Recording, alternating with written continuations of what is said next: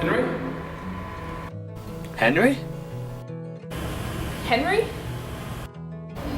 Henry? Oh, Henry. Little interesting facts about Henry. Not many people know this. His name was actually John Henry Broderick when he was born. He didn't change it until much later in his life. Alright, Henry Irving. He had a stutter to begin with. He loved to play Othello. Henry and I were somewhat of an item. Well, we got it on, basically. But it wasn't a hit it and quit it situation. In fact, our first date, we went to Othello, Henry's favorite play. His parents were very religious, and they noticed that Henry had a lot of talent, like around large groups of people, and they hoped that he would eventually become a minister. But Henry wanted much more than that. He was so talented.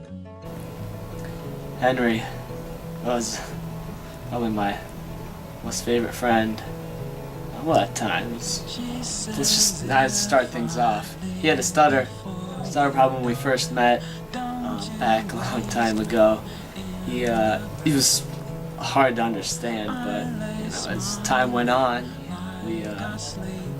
I got to understand him better, and eventually he overcame the stutter. Because he got milk duds. And I was like, well, I don't like milk duds. And he was like, well, I can get something else. And I was like, well, you've already gotten the milk duds. And he was like, well, we can have 2 different types of candy. And I was like, do you want me to get fat? How did he get started? I feel like that's when he met Mr. and Mrs. Henry Thomas. That's when he first got started. And their acting classes were actually a lot different than the classes of that day, in the sense that they focused on getting away from the rant style that was really popular in that time, and they focused on more realistic acting. Which is definitely an accomplishment. Other than that, he's had many accomplishments, really. He would be the first one to let you know. That's definitely true. That was such a great night. Henry was something else. You know, he was different from the other guys, and I'm not just talking about his stutter. Did you know he was knighted? Oh, Henry, I miss you. So I think it was around this time that after he met Hoskins, he met Phelps, Samuel Phelps, and Samuel tried to be unimpressed by Henry because everybody was so impressed by him. Everybody knew that he was talented, and it was tough not to be intimidated by Henry. But Samuel, he thought he was better, and Henry comes up to him one day and just out of nowhere presents this amazing speech from Othello. I think Othello, yes, and just put Sam right in his place, and Sam didn't really know what to say. So he said, what you said has nothing to do with actual theater. And then, of course, Henry called him out.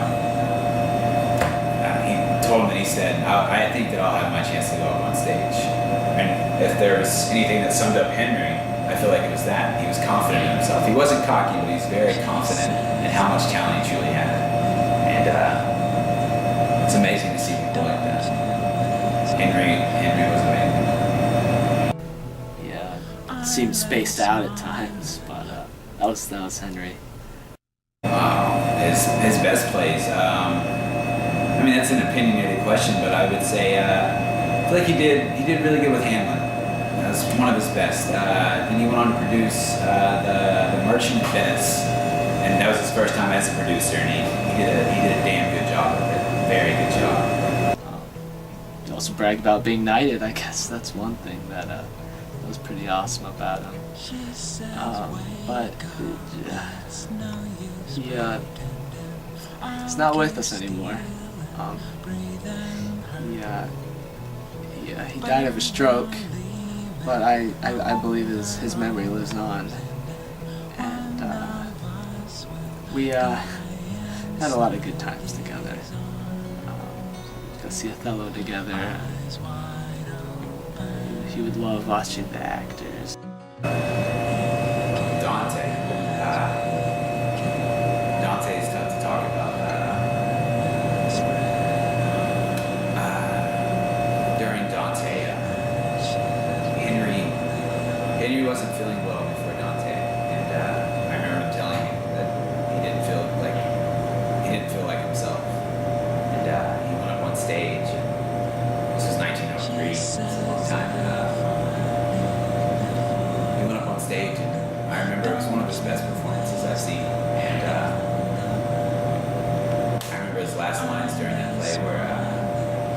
into thy hands, O Lord, into thy hands.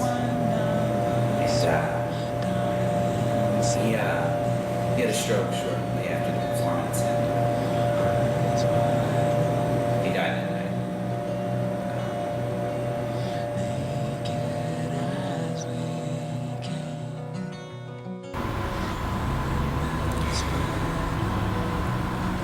I miss you, Henry.